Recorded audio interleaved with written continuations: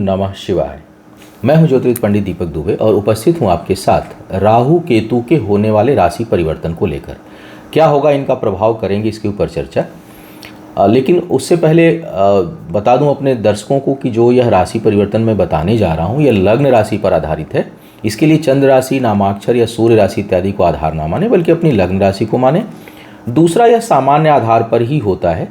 वास्तविक परिणाम आपकी कुंडली की स्थिति, दशा, अंतरदशा, प्रत्यंतर दशा और परमानेंट कुंडली में ग्रहों की क्या स्थिति है उसके अनुसार जो है वो निकल पाएगी। तो कोई बहुत बड़ा डिसीजन लेना हो तो केवल इस गोचर परिणाम को सुन करके ना लें, बल्कि आप अपनी कुंडली का विश्लेषण कराएं, उसके बाद किसी निष्कर्ष पर पहुंचें।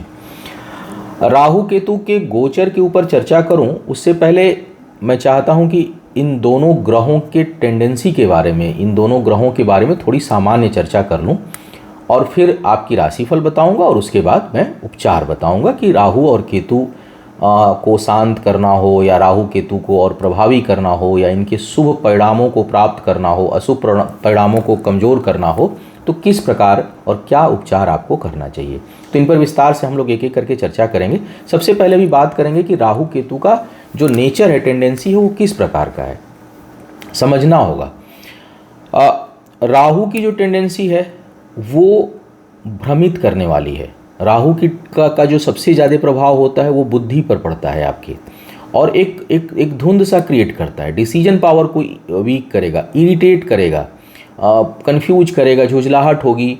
जिस भाव में होगा वहाँ से संबंधित कुछ न कुछ उलझने क्रिएट करता है।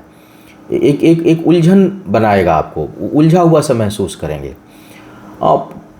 कुछ प्लस पॉइंट हैं राहु के, निश्चित ही प्लस पॉइंट हैं। प्लस पॉइंट ये है कि राहु कई बार अगर खराब नहीं है, या जैसे उच्च का हो गया, मिथुन का है, कन्या का है, बुध के कहीं प्रभाव में उच्च के बुध के साथ अगर बैठ गया हो और बुध उस समय वक्री ना हो, तो ऐसी स्थिति में यह जबरदस्त युक्ति बल भी देता है। जुगाड़ तकनीक जो आप देखते हैं, कई लोग बड़े जुगाड़ू होते हैं, मतलब बहुत कम चीज़ों में किसी भी परिस्थिति में उनको निकलना आता है। निश्चित ही राहु कहीं ना कहीं उनका बलवान होता है। और राहु कहीं आपको लाभ देगा, चाहे आर्थिक मामले में लाभ देगा तो भी युक्ति बल पर देगा। मतलब आपकी इतनी बुद्धि होगी कि आप हमेशा उसके जोड़ तोड़ में लगे रहेंगे, गुणागणित में लगे रहेंगे।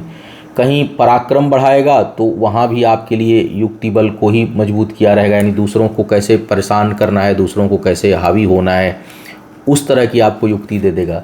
कई जगह पे नुकसान, रिश्तों के लिए ख़राब हो जाता है, क्योंकि आप बहुत युक्ति बल लगाएंगे तो रिश्ते डिस्टर्ब होते हैं। तो इसीलिए रिलेशनशिप के लिए, चाहे उच्च का बैठा हो, नीच का बैठा हो, किसी राशि में बैठा हो, रिश्तों के भाव पर जहाँ राहु बैठेगा वहाँ कुछ ना कुछ खराब कर देगा। उसी तरह शिक्षा में भी अधिकांश जगहों पर खराब करता है। शिक्षा वगैरह के मामले में कुछ जगह पर कहीं कहीं अच्छा प्रभाव देता है। जैसे मैंने कहा कि युक्ति बल बहुत देता है, तो कई बार एनालिटिकल पावर को इंक्रीज करता है राहु। तर्क शक्ति को भी बढ़ा सकता है, लेकिन अगर तर्क शक्ति शुभ प्रभाव में है तो आप अच्छा तर्क देंगे, बहुत प्रॉम्प्ट होंगे, एकदम हाजिर जवाब आप होंगे। लेकिन वही अगर बुरे प्रभाव में राहु हो गया तो लोग कुतर्क करने लगते हैं। आप देखेंगे कई लोग बहुत कुतर्क करते हैं। तो राहु का जो प्रभाव है वो ऊपरी सतह पर है, बहुत डीप नहीं है, दिमाग पर असर डालता है, उलझने क्रिएट करता है और भ्रम की स्थिति उत्पन्न करता है, चीज़ों को स्पष्ट रहने नहीं देता। तो या तो आपकी वही स्थिति हो जाएगी, सोच भी अस्पष्ट रहेगी, उलझा हुआ दिमाग जो है वो दे देगा राहु। केतु की स्थिति ठीक इसके विपरीत है। अच्छा, राहु का जो प्रभाव है वो धीमे धीमे है, मतलब वो उलझन, कोई चीज़ उलझी हुई है तो वो तो न इधर हो पाती है न इधर हो पाती है, तो लंबे समय तक उसमें फंसने की संभावना होती है। केतु का क्या है, केतु का दिमाग वाला हिसाब किताब नहीं है, केतु का दिल वाला हिसाब किताब है। वो क्या करेगा किसी चीज़ में, केतु में आवेश है, तेजी है, तीव्रता है। केतु में भोलापन भी है, लेकिन केतु में उग्रता भी है, तो असीम उग्रता है।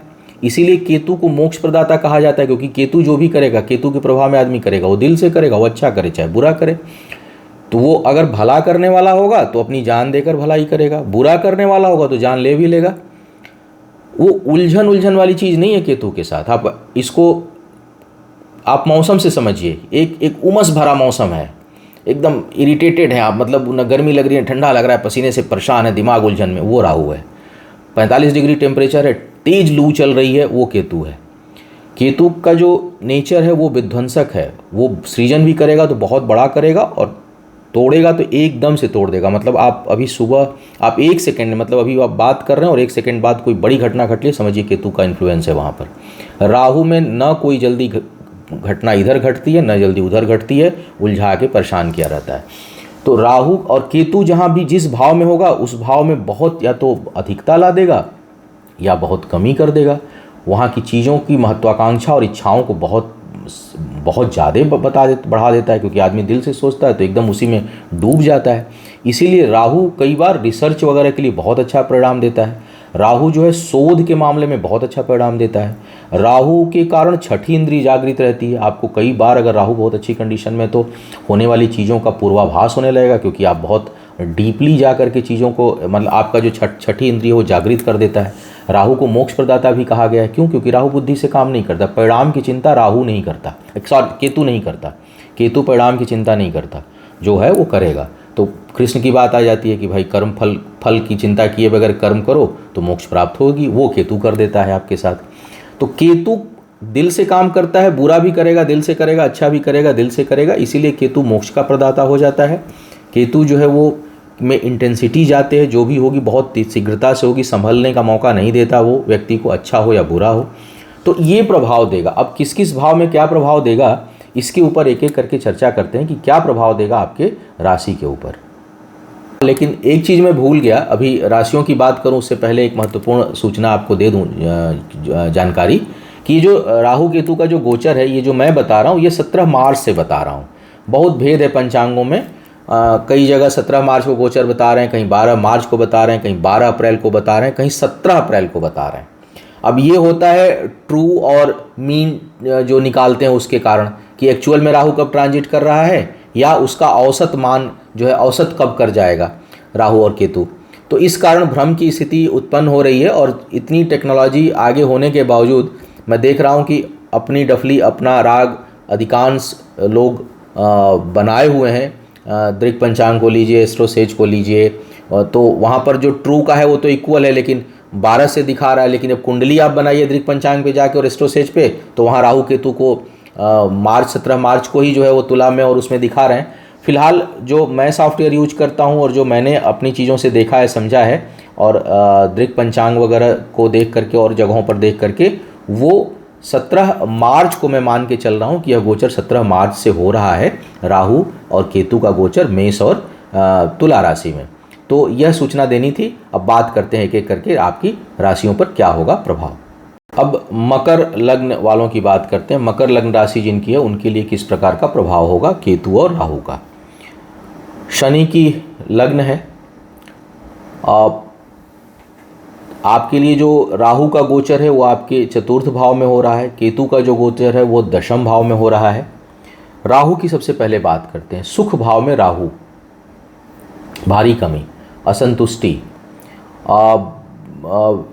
पारिवारिक जीवन में उलझने, तनाव, दूरी, असंतुष्टि, कलह, क्लेश। अगर जन्म के समय भी यहाँ पर केतु हुए, राहु की जगह केतु और केतु की जगह राहु, तो प्रॉब्लम्स थोड़ी सी और बढ़ जाती है। राहु हुए तो भी बढ़ी रहेगी जन्म के समय, क्योंकि अपने जन्म के समय जिस स्थान पर कोई ग्रह होता है और उसी भाव में पुनः वही ग्रह अगर आए तो उससे संबंधित शुभ या अशुभ परिणामों में वृद्धि हो जाती है, पावर बढ़ जाता है। और तो अगर जन्म के समय भी राहु चतुर्थ भाव में है तो उसका इन्फ्लुएंस और अधिक होगा, और अगर केतु हुए जन्म के समय तो उसका इन्फ्लुएंस और अधिक होगा, क्योंकि वो फिर पूरा सर्किल टाइप का जनरेट हो जाता है उस टाइम पे। तो पारिवारिक जीवन के लिए अच्छा नहीं है। दूसरी बात, संपत्ति इत्यादि खरीदने से बचना चाहिए, क्योंकि यह जो है विवादास्पद स्थिति उत्पन्न करेंगे। पैतृक संपत्ति वगैरह की अगर इच्छा है वहाँ पर तो निश्चित विवाद उत्पन्न करेंगे। और अगर नई संपत्ति भी खरीद रहे हैं तो उसमें भी कुछ न कुछ आपको झंझावात झेलना पड़ेगा। वो झंझावात किसी भी तरह का हो सकता है। वो झंझावात फाइनेंशियल भी हो सकता है। फाइनेंशियल झंझावात होने की ज़्यादा संभावना है। कर्ज लेकर मकान ले ली, हो सकता है चुका ही न पावें, आय प्रभावित हो जाए, या मकान लेते ही इनकम गिर जाए आपकी। तो आय को प्रभावित करेगा नया संपत्ति में निवेश। तो आप जो है थोड़ा सा निवेश करने से मुझे लगता है कि अब आपको 18 महीने अति अनिवार्य ना हो, एकदम अति अनिवार्य ना हो तो आप बचिए, या कुछ समय के लिए रेंटेड प्रॉपर्टी ले लीजिए, परचेज मत करिए, अन्यथा वो परेशान करेगा और जिस जगह को आप लेंगे वो आर्थिक रूप से और पारिवारिक रूप से आपको सूट नहीं करेगा।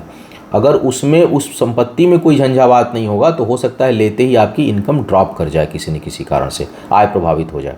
तो इससे आपको बचना चाहिए और पारिवारिक जीवन में संतुलन रहे, इसके लिए किसी भी प्रकार के वाद विवाद से बचिए और कोशिश करिए कि वहाँ शांति स्थापित रहे, क्योंकि वहाँ पर ये कुछ न कुछ डिस्टर्बेंस उत्पन्न करेंगे। अब केतु की स्थिति देखी जाए, केतु आ रहे हैं तुला राशि में 10वें भाव में और अकेले हैं। दृष्टि कुछ समय शनि की भी यहाँ पर पड़ेगी। शनि की दृष्टि जब केतु के ऊपर पड़ेगी तो चीज़ें ग्रोथ में थोड़ा धीमापन आएगा, लेकिन केतु यहाँ पर कीर्ति कारक हो रहे हैं आपके लिए। वैसे तो धनु राशि और वृश्चिक राशि में कहा जाता है, लेकिन जिस भाव में आ रहे हैं वो अपराजय भाव है। जिस राशि में आ रहे हैं, तुला राशि एक तरह से अपराजय राशि होती है, सबसे बहुत ज़बरदस्त राशि है तुला राशि। शुक्र की राशि में केतु का आना, एक तो शुक्र वैसे ही अपराजय ग्रह है, किसी से परास्त नहीं होता, ऊपर से केतु का आना यह आपको और प्रभावशाली बनाएगा। तो निश्चय ही आपके मान सम्मान में ज़बरदस्त वृद्धि, बहुत ख्याति और पद प्रतिष्ठा में वृद्धि देने वाले केतु होंगे। जब शनि की दृष्टि पड़ेगी, जैसे अभी आ रहे हैं तो उस समय शनि की दृष्टि पड़ रही है या बीच में भी इस साल में पड़ेगी, तो थोड़ा सा स्लो ग्रोथ होगा। हालांकि शनि की भी उच्च दृष्टि जाएगी, लेकिन केतु और शनि का संबंध जो है वो स्लो करता है, तो चीज़ें उस समय हासिल होंगी, थोड़े स्ट्रगल के साथ देर से हासिल होंगी, बट हासिल होंगी। तो केतु का आना यहाँ पर शुभ है। पैतृक संपत्ति वगैरह में थोड़ा सा वाद विवाद या उलझनें उत्पन्न हो सकती हैं, उसके लिए ठीक नहीं है, लेकिन कार्य व्यापार में अभूतपूर्व वृद्धि, मान सम्मान में ज़बरदस्त वृद्धि और बड़े पद प्रतिष्ठा की संभावना आपके लिए केतु यह उत्पन्न करेंगे। सुख की अनुभूति कार्य क्षेत्र में यह आपके लिए देंगे। अब बात करते हैं उपचार की, कि राहु और केतु से संबंधित उपचार के। अब उपचार की बात आती है तो मन में यही भाव होता है कि खराब है और नुकसान पहुंचा रहा है, तभी उपचार होगा, किसी बीमारी का ही उपचार होता है। यहाँ पर जो राहु संबंधी, राहु या केतु को उपचार से भी अच्छा मैं शब्द अगर बोलूँ तो ये कहूँ कि उसको शांत करने का, अगर खराब है तो, या अगर शुभ भाव में है या नहीं भी है, वो उसकी दशा अंतर्दशा चल रही है, तो उसके शुभत्व को कैसे प्राप्त किया जाए, जो उसके अच्छे गुण हैं उसको कैसे प्राप्त किया जाए, या अपने खराब समय में वो उतना खराब परिणाम ना दे, शांत रहे, उसके लिए क्या उपाय किए जाएं। तो इस पर चर्चा करूंगा राहु और केतु दोनों के लिए। और एक देखिए, जैसे मैंने कहा कि राहु और केतु दोनों उलझने उत्पन्न करते हैं। 2-3 तरह की स्थिति होती है। उपाय जो है ना, जैसे पहली बात तो उपाय ज्योतिष का हिस्सा नहीं है, इस बात को स्पष्ट रूप से आप समझ लें कि उपाय जो है वो ज्योतिष का हिस्सा है ही नहीं। उपचार जो है वो अलग अलग हिस्सा है और वो जोड़ कर बनाया जाता है। जैसे कि एस्ट्रोलॉजी टेस्ट रिपोर्ट है, तो जो मेडिसिन है वो उपाय है। अब टेस्ट रिपोर्ट में उपाय तो है नहीं, वो तो बता देगा कि भाई ये चीज़, ये तत्व आपके बॉडी में ये बढ़ रहा है, ये घट रहा है और इससे होने वाली रोग की संभावना ये है, फिर इसमें ये रेमेडी होगी। अब रेमेडी में अलग अलग पंथ हैं, एलोपैथ कुछ बात करेगा, होम्योपैथ कुछ बात करेगा, आयुर्वेद कुछ बात करेगा, नेचुरोपैथ कुछ बात करेगा। तो उसी तरह से जो कुंडली जो हम देखते हैं वहाँ पर किस ग्रह के प्रभाव के कारण यह समस्या उत्पन्न हो रही है या होने की संभावना बन रही है, ये तो ज्योतिष बता देगा। उपचार के लिए अलग अलग विधियां हैं।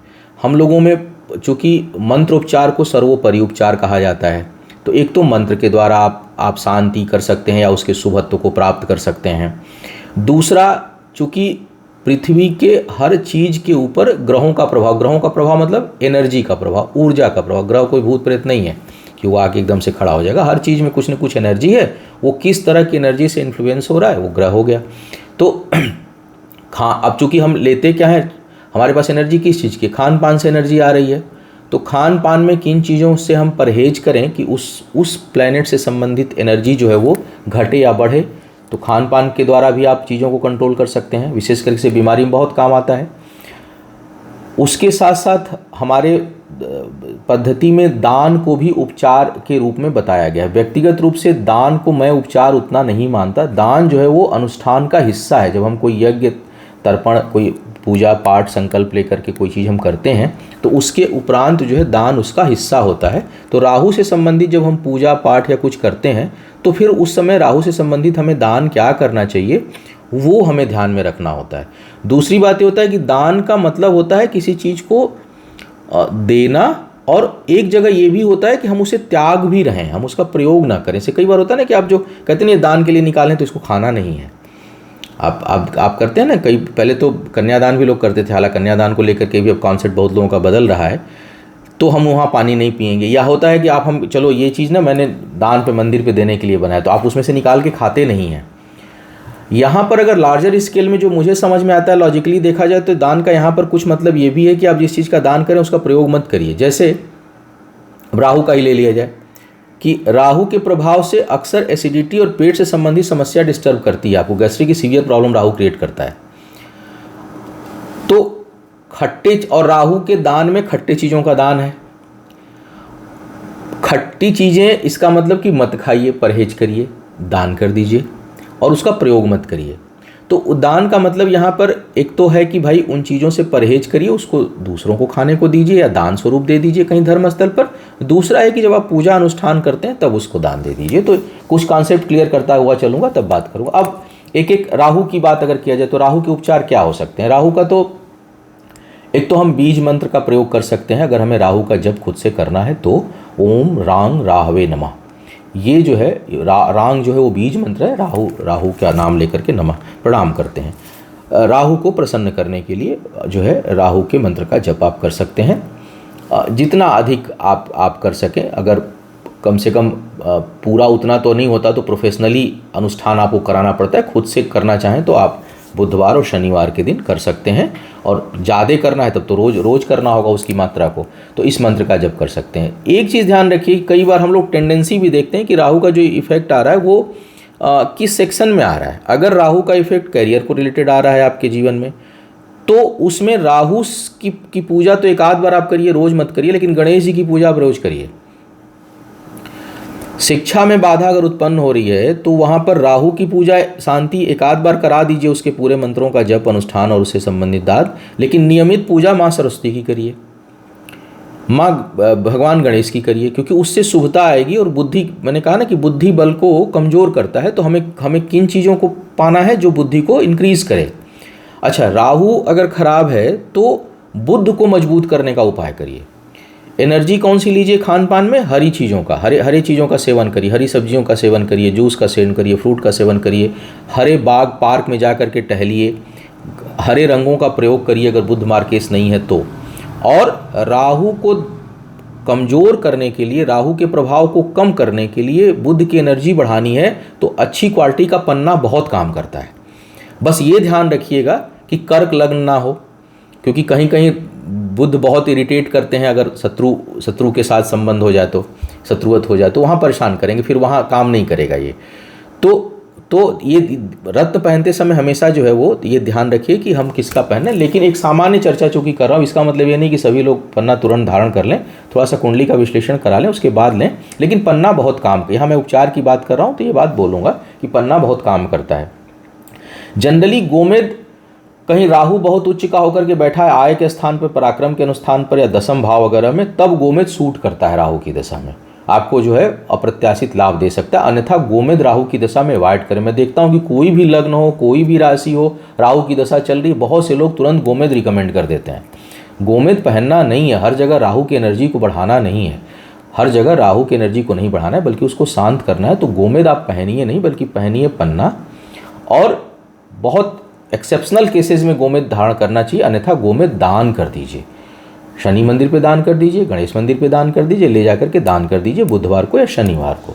राहु संबंधी दान जैसे मैंने कहा खट्टे पर, बाकी सब शनि संबंधी दान, काला कपड़ा, काले तिल, उड़द, ये सब चीज़ें जो है राहु से संबंधित है। फलों में खट्टे फलों का प्रयोग आप राहु के दान संबंधी कर सकते हैं। और इसमें सबसे जो कारगर होगी वो होगी राहु शांति के लिए पूर्ण अनुष्ठान, उनकी पूजा, और उसके साथ साथ भगवान गणेश की पूजा अगर बहुत बाधा आ रही है।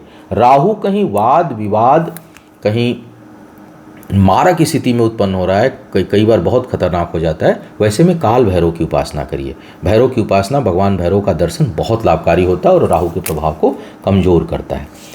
केतु की बात कर लिया जाए, केतु में जो कलर यूज होता है वो मल्टी कलर यूज होता है। जब केतु में दान होगा, इसलिए केतु के दान में कंबल बताया जाता है, कई कलर हो, मल्टी कलर हो, वो कर सकते हैं। बाकी चीज़ें काली आप कर सकते हैं, काली चीज़ों का प्रयोग कर सकते हैं। साथ ही साथ अगर केतु में बर्तन वगैरह करना हो तो कांच का करिए, ग्लास जो शीशे के बर्तन होते हैं, उनका दान जो है वो, खट्टे फलों का दान आप यहाँ भी कर सकते हैं। केतु के प्रभाव में केतु से संबंधित ओम कें केतवे नमः मंत्र का जप कर सकते हैं आप रेगुलर। केतु का पूर्ण शांति अनुष्ठान करवा सकते हैं। केतु संबंधी दान मैंने बताया कि सब राहु की तरह ही होता है, लेकिन केतु उसमें कपड़ा जो प्रयोग करें वो मल्टी कलर कपड़ा प्रयोग करें। केतु की दशा अंतर्दशा हो तो उन मल्टी कलर के कपड़े का प्रयोग खुद ना करें। केतु के लिए जो धातु है, जो क्षमा करिएगा, जो रत्न है वो कैट्स आई है, लहसुनिया कहा जाता है। उसको भी तभी आप पहनिए जब केतु बहुत शुभ भाव में हो और एकदम कीर्तिदायक स्थिति में हो रहा हो और बहुत लाभ देने वाला हो, अन्यथा लहसुनिया का दान करिए। और केतु की स्थिति में भी पुखराज ज़्यादा काम करता है। केतु अगर मजबूत हो तो मंगल के रत्न को मत पहनिए, मूंगा वगैरह, वो उतना कारगर नहीं करेगा, बल्कि वो झटके से अगर नुकसान है तो और तगड़ा नुकसान करा देगा। बल्कि शुभता उसमें आए उसके लिए पुखराज पहन सकते हैं, बशर्ते शुक्र की राशियाँ लग्न ना हो, मतलब तुला और वृषभ ना हो, और या शुक्र की दशा अंतर्दशा ना चल रही हो तो पुखराज आप धारण कर सकते हैं।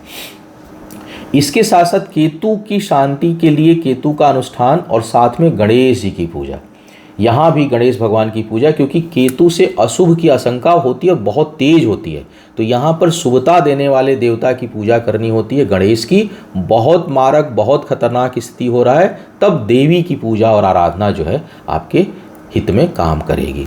तो ये जो है आप उपचार इस प्रकार। और हाँ, राहु की दशा हो, केतु किसी भी ग्रह की खराब दशा हो, व्यसन से दूर हो जाइए, क्योंकि ये ऐसे ग्रह होते हैं कि ये या तो उलझा देंगे या उसकी चाहत को बहुत बढ़ा देंगे। तो आप एक की जगह मतलब उसमें 4 गुना ज़्यादा आप उसको प्रयोग करने लगेंगे, तो बेहतर है कि उससे क्विट कर जाइए अगर दशा वगैरह आने वाली है या है तो। ऐसे भी नहीं करना, लेकिन कई लोग शौकिया करते हैं तो वो बुरा भी नहीं है, कोई किसी प्रकार का अगर थोड़ा बहुत आप कुछ कर रहे हैं अपने शौक के दृष्टिकोण से तो। लेकिन जब दशा अंतर्दशा खराब हो या वैसे हो तो भैया एकदम दूर रहिए, क्योंकि ये घटना दुर्घटना को भी आमंत्रित करेगा और साथ ही साथ यह उसको बढ़ा देगा, क्योंकि इच्छाओं को इंक्रीज करता है, उलझनों को बढ़ाते हैं सब ग्रह, तो समस्याओं को और बढ़ा देते हैं और इच्छाओं को भी बढ़ा देते हैं, तो आप उसमें फंस के उलझ के रह जाएंगे, शुभता और बढ़ जाएगी। और जो है वो पॉजिटिव करना जरूरी होता है। तो इस प्रकार से आप राहु और केतु को शांत कर सकते हैं। मुझे उम्मीद है कि आप इस राशिफल और केतु राहु के उपचार के कारण आपको मार्गदर्शन मिला होगा। आपका आने वाला समय शुभ हो, आयु, आरोग्य और ऐश्वर्य की वृद्धि हो। इन्हीं शुभकामनाओं के साथ आपसे विदा लूँगा। पुनः मुलाकात होगी किसी नए विषय पर, तब तक के लिए मुझे आज्ञा दीजिए। ओम नमः शिवाय।